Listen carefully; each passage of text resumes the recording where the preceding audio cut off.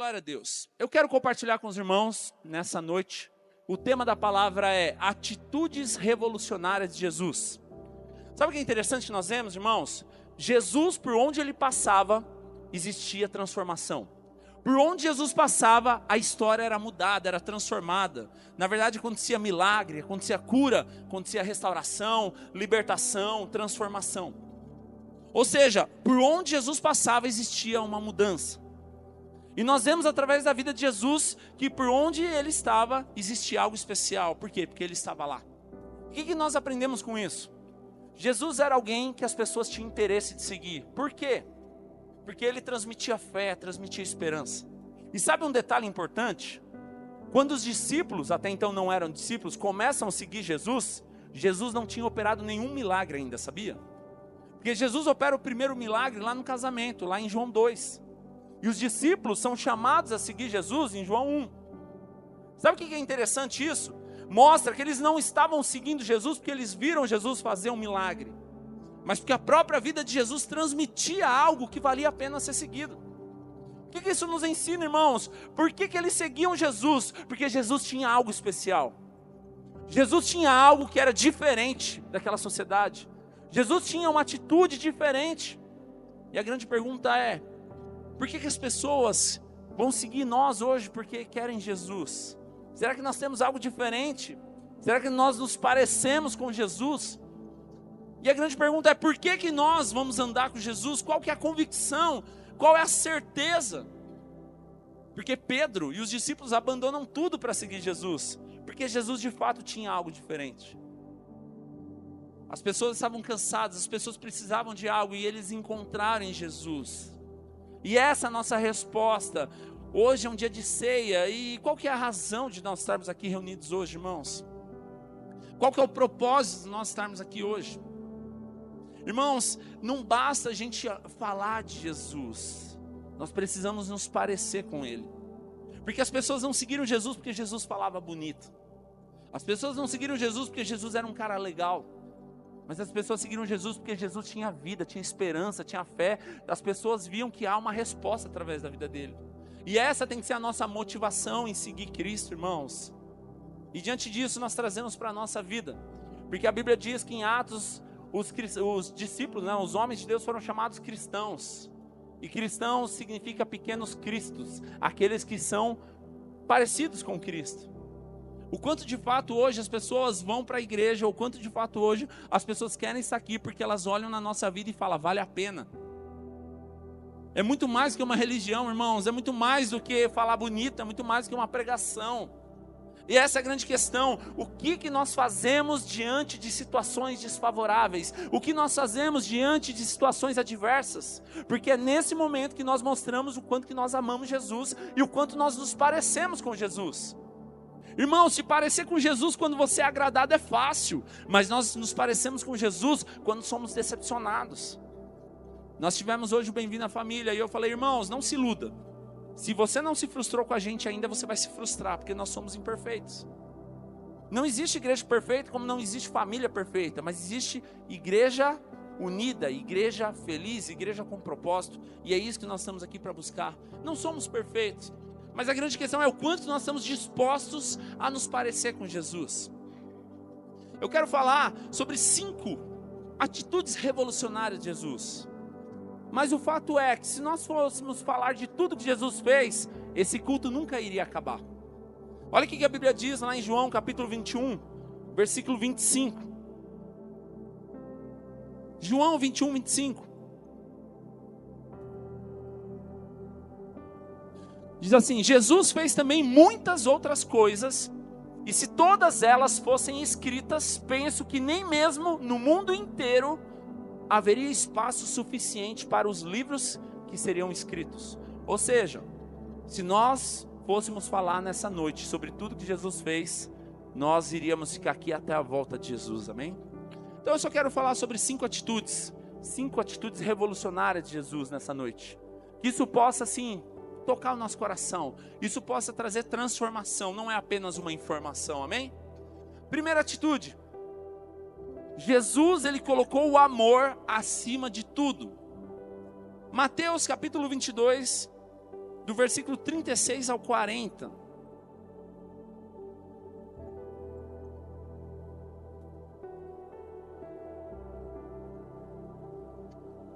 Quem achou, diga amém. Cadê os crentes com Bíblia aí? Diz um glória a Deus. Amém.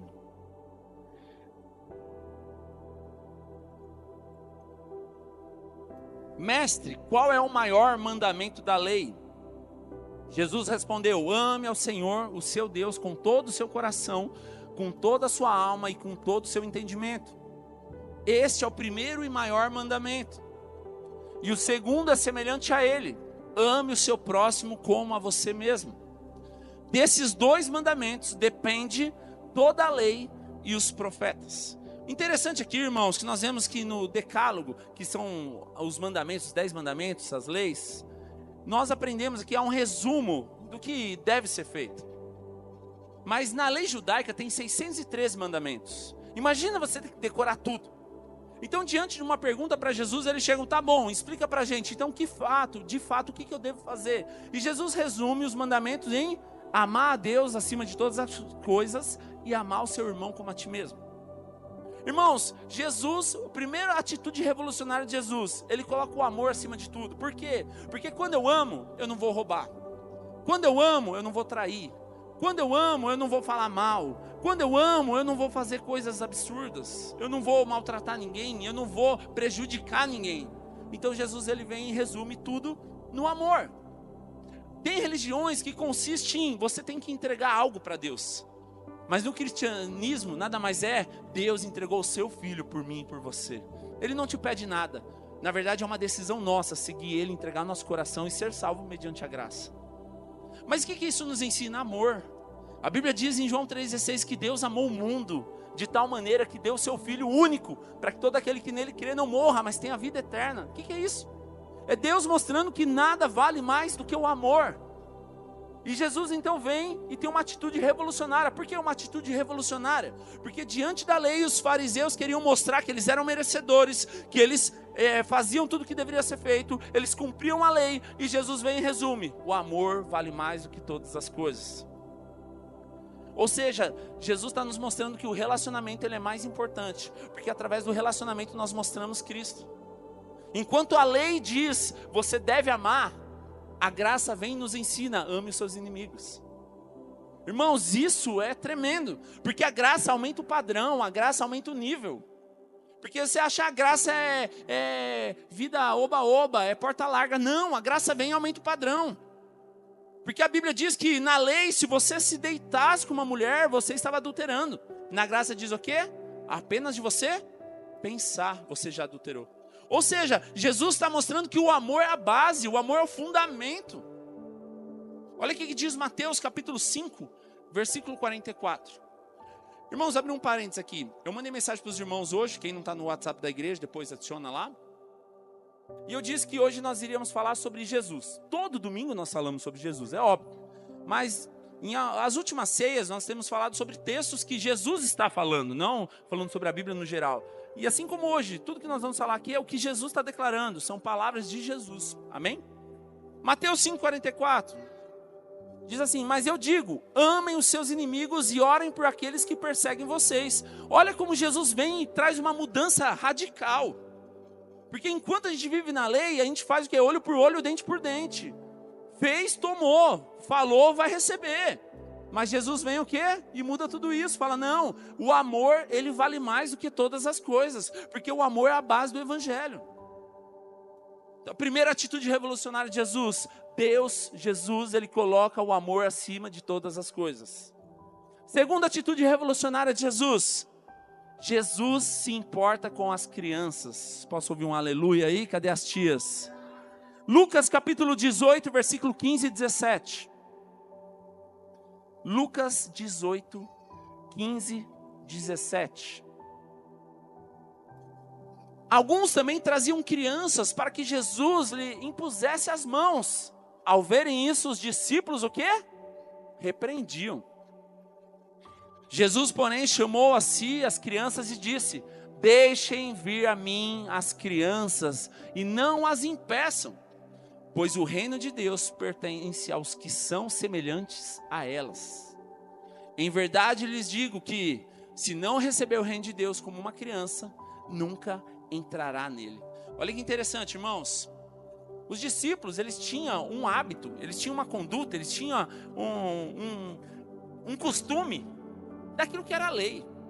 Ser tudo correto, fariseu, ainda que eles foram reprovados, né? Mas o que acontece que é interessante aqui? Diante de uma situação, eles repreendem as crianças, porque eles acham que as crianças estão atrapalhando Jesus. E Jesus faz o quê? Deixe vir as crianças, porque delas são o reino de Deus. O que nós aprendemos com isso, irmãos? Nenhum outro líder da história se importou com as crianças assim como Jesus importou. Isso nos ensina que criança não é só a próxima geração. Criança faz parte dessa geração, porque se nós não marcarmos as crianças nessa geração, nós vamos perder elas. Irmãos, tem pai que traz a criança porque acha que a classinha é uma recreação de shopping. Irmãos, se você quer qualidade de recreação, aqui é o último lugar que você deve trazer, porque aqui ele vem para aprender a palavra, amém? Que ele vem para aprender sobre Jesus. Aqui não é recreação. Entenda isso, as crianças elas estão aprendendo sobre o reino de Deus. E por que Jesus fala que é do reino, o reino é das crianças? Porque criança age na simplicidade. Criança, ela é sincera, é pura de coração. E é por isso que nós precisamos ser como crianças. Mas quando Jesus diz que nós devemos ser como crianças, está falando sobre simplicidade, não sobre maturidade, tá? Porque tem muito crente hoje imaturo que parece uma criança, mas não é nesse sentido que Jesus quer que você seja uma criança. Não em maturidade, mas sim no sentido de simplicidade, de transparência, de falar a verdade, de abrir o coração, de falar de verdade o que está no seu coração. E é por isso que Jesus diz que o reino de Deus é das crianças. Mas é interessante que nós vemos que muitas vezes nós temos um coração como o dos discípulos. Achar que criança só está atrapalhando. Não, criança atrapalha. Era o que os discípulos fizeram. Já começaram a repreender. Sai, está atrapalhando. Mas o que Jesus faz? Deixa vir. Irmãos, isso nos ensina algo poderoso. Porque qual outro líder da história você vê ele se importar com as crianças? E nós vemos que Jesus tinha atitudes revolucionárias. Por isso o incomodava. É interessante isso que nós vemos, porque o ministério infantil, irmãos, não é um ministério que foi criado só para ajudar a liberar o culto, não. Tanto é que no nosso culto de ceia, os juvenis já ficam, e as crianças acho que de 7 a 9, 6 a 7 para cima. Por quê? Porque nós entendemos a importância de eles aprenderem sobre a ceia do Senhor, aprender sobre o batismo. Se nós não ensinarmos as crianças no caminho que ela deve andar, o mundo vai ensinar coisas piores. É por isso que Jesus valoriza as crianças e mostra que o reino também é delas. A grande questão é, Jesus está mostrando a importância disso. Quantos lembram da multiplicação dos pães e dos peixes? João 6,9, põe para mim por favor, inclusive o João. Aqui está um rapaz com 5 pães de cevada e 2 peixinhos. Mas o que é isso para tanta gente? Vamos só entender esse texto. Quando a Bíblia diz um rapaz, ele não está falando de alguém formado, ele não está falando de alguém muito maduro. Um rapaz, traduzindo no conceito bíblico, ou é um adolescente, ou é um juvenil.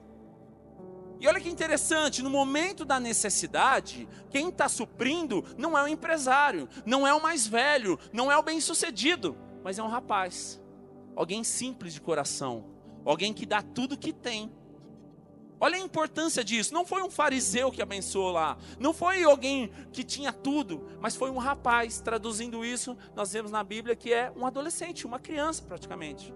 Ou seja, Deus usa as crianças também para operar milagres, para marcar vidas, para ganhar gerações, para ganhar os pais, converter o coração dos pais aos filhos e dos filhos aos pais. Ou seja, as crianças fazem parte da igreja para converter essa nação, para ganhar essa nação para Jesus. Então eu quero te desafiar algo assim como Jesus. Valorize as crianças. Eu não estou dizendo que você tem que amar, ficar com criança, ir para a classinha. Não é isso, você não é obrigado a fazer nada. Mas valorize as crianças, porque não subestime o que Deus pode fazer através da vida de uma criança. Nós temos aqui relatos, milagres de que aconteceram através das crianças. E nós valorizamos isso, porque as crianças também têm espaço. Lembra do ano passado que nós tivemos um culto Kids aqui, onde elas fizeram tudo? Esse ano ainda vai ter um, porque nós valorizamos esse tempo para elas. Não é porque é oportunidade, não é porque para o pai ficar feliz, não. É porque nós entendemos que elas têm chamado também, nós queremos sonhar com elas, e nós queremos fazer que o sonho delas possam elas ver que é real, que Deus está fazendo. Amém? Então invista numa criança. Não deixa de abençoar uma criança. Irmãos, quer um exemplo? Todas as vezes que você vê um pai, não cumprimente só o pai e a mãe não, cumprimente os filhos, porque eles fazem parte da família, eles fazem parte da igreja. De preferência, olha olho no olho, vem cá, dá um abraço. Sabe por quê? Tem muita gente que só é agradável com os pais, porque não suporta a criança. Irmãos, aprenda a amar as crianças. Se você não ama as crianças, você não ama o reino de Deus, porque as crianças, Jesus diz que faz parte do reino de Deus. Terceiro ponto, terceira atitude revolucionária de Jesus. Assim como Jesus abriu espaço para as crianças, foi uma loucura naquele tempo. Outra coisa que foi uma loucura naquele tempo é também Jesus perdoar os pecados. Porque os fariseus eram totalmente radical, merecedores, hipócritas na verdade, né? Porque fingiam ser o que não eram. Mas Jesus vem e ele perdoa pecados. E isso para os fariseus é uma grande blasfêmia. Quem é você para perdoar pecados? Olha o que a Bíblia diz em João capítulo 8, versículos 7 ao 11.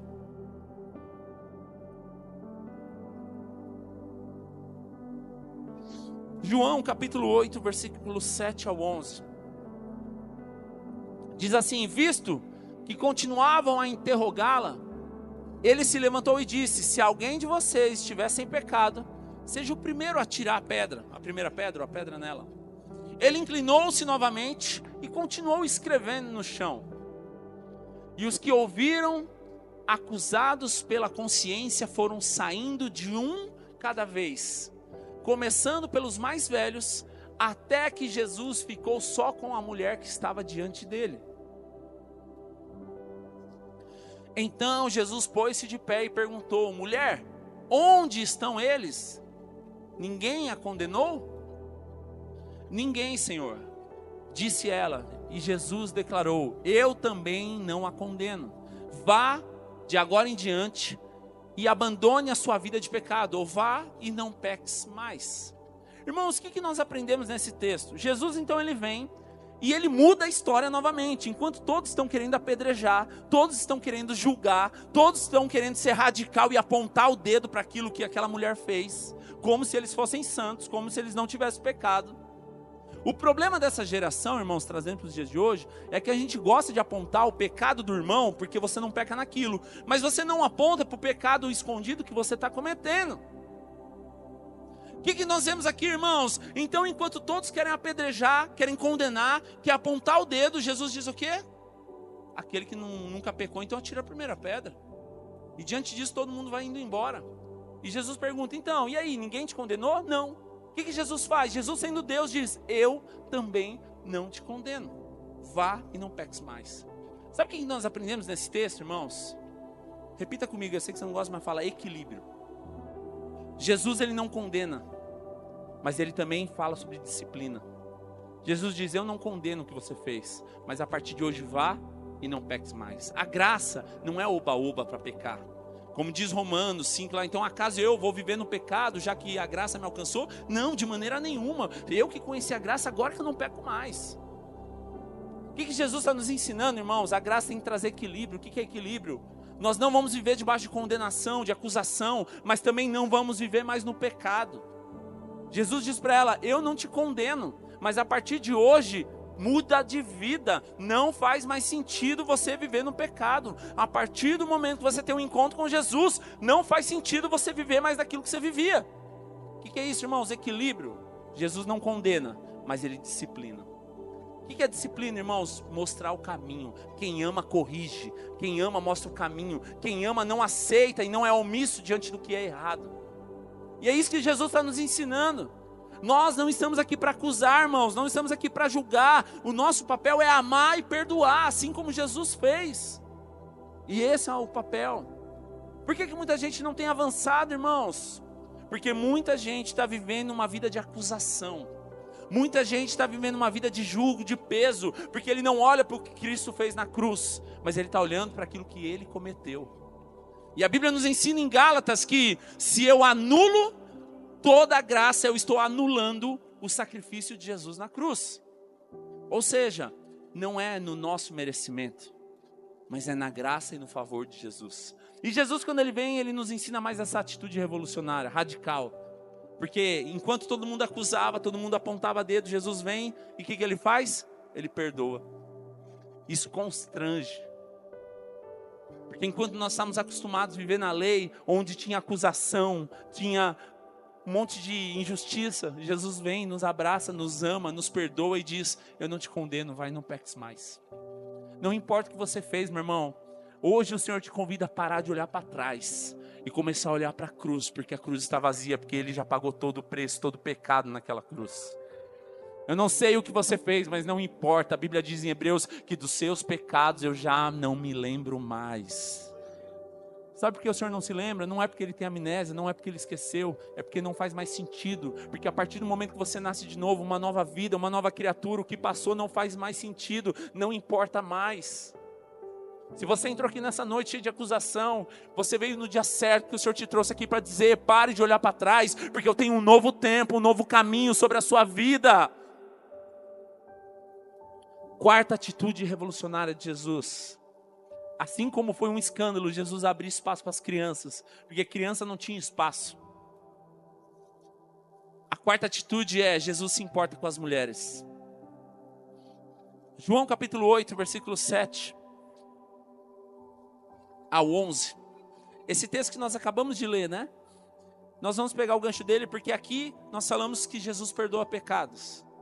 E é interessante que Jesus está fazendo isso de uma forma radical, porque Jesus não apenas está perdoando pecado, mas Jesus está perdoando uma mulher adúltera, uma mulher que deveria morrer. Sabe o que nós aprendemos aqui?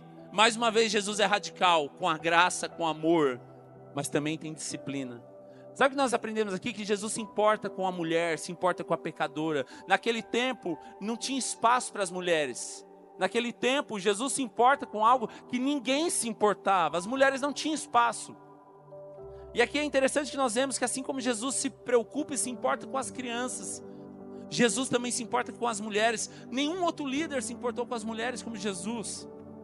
Ou seja, o que nós aprendemos aqui, irmãos? A liderança de Jesus, ela é cheia de sensibilidade, de compaixão, de entrega. Como que nós vamos ser como Jesus? Jesus, ele era sensível, e é isso que nós somos chamados para ser. Ter compaixão, se entregar por aqueles, por os mais vulneráveis, crianças, ou naquela geração, naquele tempo, as mulheres que não tinham espaço. O que isso nos mostra, irmãos? O amor de Jesus. Assim como foi com essa mulher pecadora, onde eles queriam atirar pedra, queriam matar. Nós vemos também com a mulher samaritana. Lembra da mulher samaritana no poço de Jacó? O que Jesus faz? Jesus vai lá para amar, para perdoar. É mais uma atitude radical de Jesus, porque, primeiro, Jesus já não era normal estar lá, porque o povo samaritano era inimigo do povo de Israel. Havia uma grande intriga, uma grande briga entre eles, né? Rivalidade. E de repente Jesus, ele vai até lá, e não só vai até lá num lugar inimigo, um lugar que não era de costume um judeu estar naquele momento, que era uma rivalidade, mas Jesus vai lá e conversa com uma mulher. Tanto é que aquela mulher fica surpresa, porque ela diz: como assim você está conversando comigo? Você nem poderia estar aqui. E o que nós aprendemos com isso? O amor de Jesus ao ponto de não olhar para a condição, não olhar para a situação, não fazer acepções. Jesus, ele vem e ama a todos. Enquanto antes de Jesus, os filhos de Deus são os judeus, mas por causa de Jesus, nós, os gentios, foram chamados de filhos, como adoção, porque Ele morreu por nós. Como nós falamos, antes Jesus era o primeiro, era o único, né? João 3,16. Mas em Romanos diz que Ele era o primogênito, porque não é mais o único, mas é o primeiro. Por isso nós somos chamados de irmãos e de filhos, porque o filho mais velho se entregou no nosso lugar, para que nós pudéssemos ser adotados como filho e poder ser chamado de filho também. O que Jesus faz? Uma atitude revolucionária. Assim como Ele perdoa os pecados daquela mulher adúltera, aqui também Ele perdoa a mulher samaritana, numa situação semelhante até. Outro exemplo que nós vemos Jesus se importando com as mulheres. Lembra da mulher do fluxo de sangue? É alguém que tocou em Jesus no meio de uma multidão. O que Jesus faz? Para tudo. Alguém me tocou, saiu virtude. Jesus parou toda a multidão, Jesus parou o cronograma, Jesus parou o compromisso para mostrar que aquilo tinha valor. O que nós aprendemos aqui, irmãos? A importância Porque era uma mulher rejeitada, há anos lutando, foi em todas as condições, gastou seu dinheiro, fez tudo o que era necessário, mas nada resolveu. Mas quando ela toca em Jesus, a vida dela é transformada. O que Jesus está nos ensinando aqui, irmãos? Jesus está nos ensinando que todos são importantes, todos fazem parte da família. O que isso nos ensina, irmãos? Às vezes a gente quer julgar, às vezes a gente quer olhar para a pessoa e julgar a atitude, o compromisso, o estilo. Quem é você, meu irmão? Quem sou eu para a gente julgar alguém? Se Deus aceitou eu e você, que éramos os piores, por que Deus não pode aceitar o irmão que vai chegar depois, com um estilo diferente do seu, só porque ele gosta do que você não gosta, só porque ele é diferente de você em alguma coisa? Jesus, ele vem para nos ensinar que nós devemos amar todos. Irmãos, o evangelho, ele é para todos. A Bíblia diz: ide por todo o mundo e pregar o evangelho. O evangelho não é seletivo. O evangelho não é para alguns. O evangelho não é para você fazer uma peneira e olhar quem merece e quem não merece. Jesus diz que todos, tem que ser pregado o evangelho para todos. Todos têm o direito de ouvir. Questão de mudança, aí vai de cada um aceitar Jesus e ser transformado. Mas não cabe a nós. Nós não estamos aqui para julgar. Nós estamos aqui para amar. Amém? O papel de julgar, o papel de apontar o dedo não é nosso, é de Satanás. Então eu não faço o papel dele. Amém? E última atitude de Jesus. Mateus capítulo 8, versículo 1 ao 3. Olha para o seu irmão aí, eu sei que você não gosta, mas assim você memoriza. Olha para o seu irmão e diga assim: Jesus, ele cura o físico e a alma. Você vai entender, lê comigo aí. Mateus capítulo 8, versículo 1 ao 3. Quando ele, Jesus, desceu do monte, grandes multidões o seguiam. Um leproso aproximou-se e prostrou-se diante dele e disse: Senhor, se quiseres, pode purificar-me. Jesus estendeu a mão, tocou nele, repita isso, tocou nele, e disse: eu quero te curar, eu quero te purificar. Então, seja purificado. Imediatamente, ele foi purificado da lepra. Irmãos, entenda esse contexto comigo. O leproso naquele momento, naquele tempo, ele era rejeitado da sociedade. Um leproso naquela época, ele não poderia estar no meio da sociedade. Um leproso naquela época não podia nem chegar perto, não podia nem tocar nele. E sabe o que nós aprendemos aqui? Jesus não só disse, está curado, mas Jesus tocou nele. Sabe o que isso nos ensina, irmãos? Seja sincero comigo, se Jesus não tocasse, só falasse, está curado, ele seria curado, sim ou não? Sim. Por que Deus toca nele? Porque Deus não estava só curando o físico dele, mas Deus estava curando a alma dele. Sabe por quê? Porque um leproso naquela época era rejeitado. Um leproso naquela época era excluído. Não tinha valor. Sabe, provavelmente era alguém amargurado, alguém totalmente separado, totalmente excluído da sociedade. Diante de uma situação onde ninguém dá valor, diante de uma situação que ninguém olha para ele, chega alguém e olha para ele, não só olha, como dá atenção, não só dá atenção, como toca nele, não só toca nele, como declara cura sobre a vida dele, algo que ele nunca tinha vivido. Sabe o que isso nos ensina, irmãos? Jesus tem mais uma atitude revolucionária. Ele não apenas cura como ele curava onde ele passava, mas ele não cura só o físico, mas ele cura a alma, o íntimo.